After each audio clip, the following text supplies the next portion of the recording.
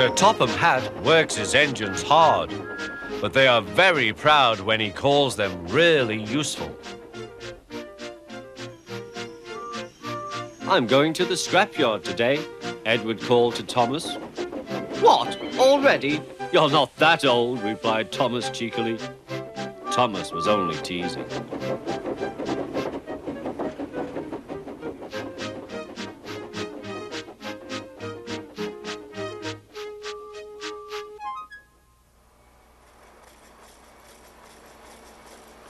The scrapyard is full of rusty old parts and machinery. They are broken into pieces, loaded into cars, and Edward pulls them to the steelworks, where they are melted down and used again.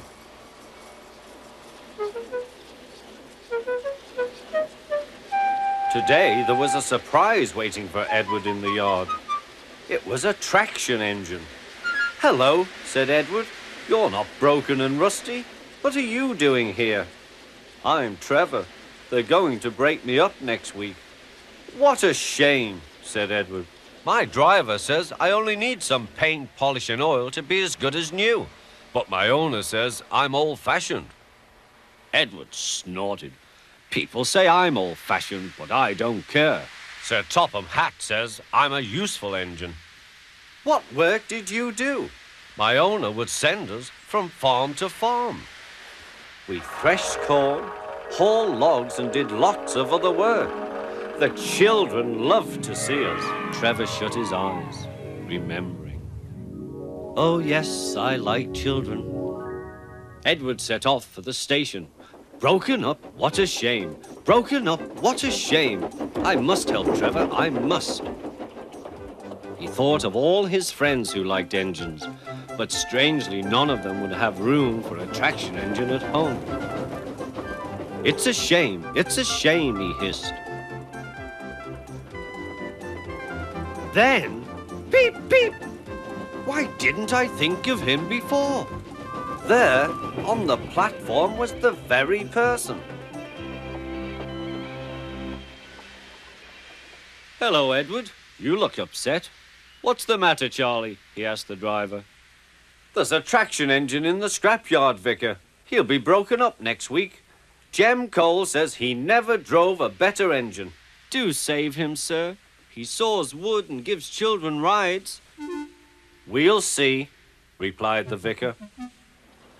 Jem Cole came on Saturday. "The Reverend's coming to see you, Trevor. Maybe he'll buy you."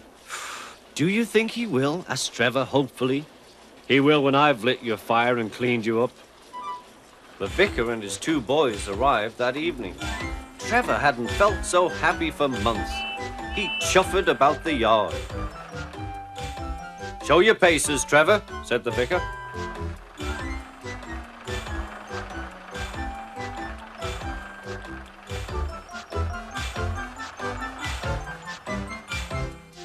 Later, he came out of the office smiling. "I've got him cheap, Jem, cheap."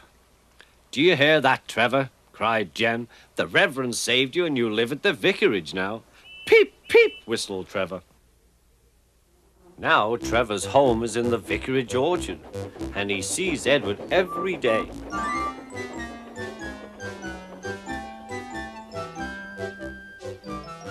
His paint is spotless and his brass shines like gold. Trevor likes his work, but his happiest day is the church fair. With a wooden seat bolted to his bunker, he chuffers round the orchard, giving rides to children. Long afterwards, you will see him shut his eyes, remembering. "I like children," he whispers happily.